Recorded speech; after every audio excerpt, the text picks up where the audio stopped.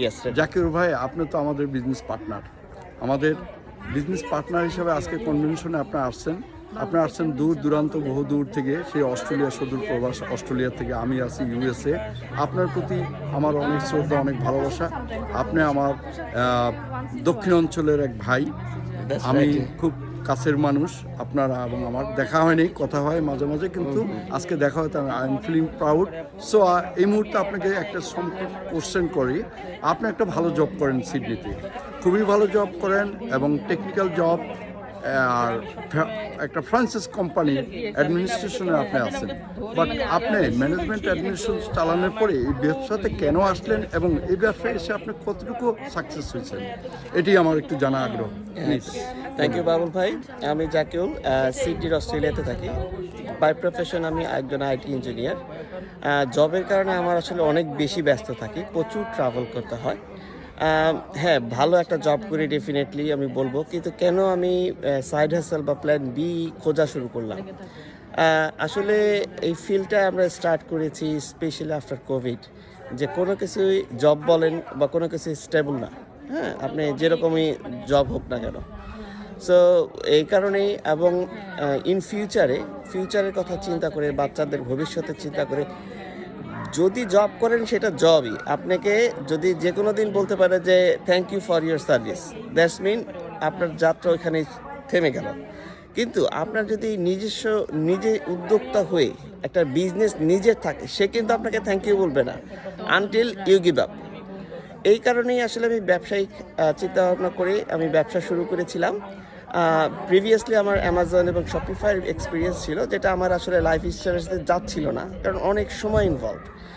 কিন্তু এই ডিজিটাল বিজনেসের প্ল্যাটফর্মটা দেখে আমি খুবই কী বলবো, চমকপ্রদ হয়েছি যে এত অল্প একটা সময় স্পেন্ড করে আপনি একটা বিজনেস রান করতে পারতেছেন গ্লোবালি।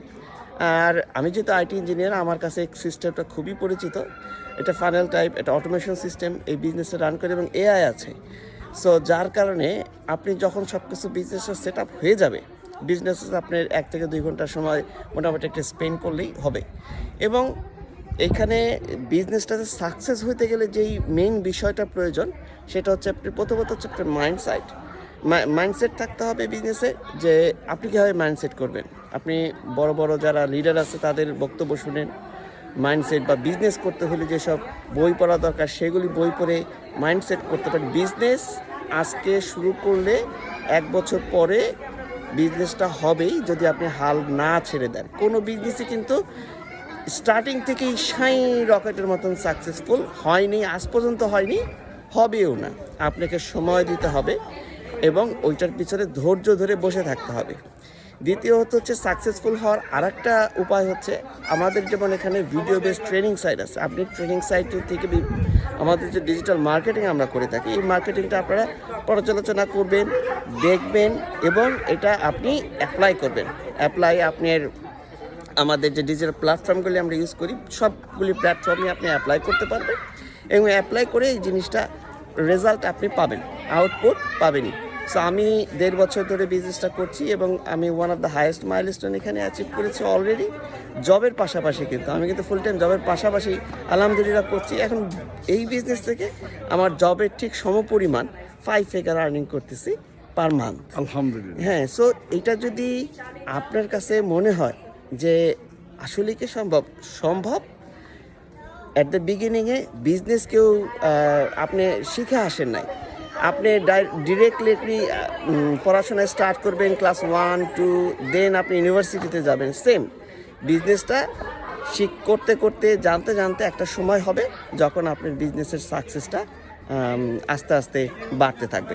আমাদের এখানে অনেক বড় বড় লিডাররা আছে, যেমন আমাদের তানভীর ভাই, আমাদের বাবুল ভাই, আমার ওয়াইফ সুরাইয়া ইয়াসমিন, সে জবও কুইট করছে।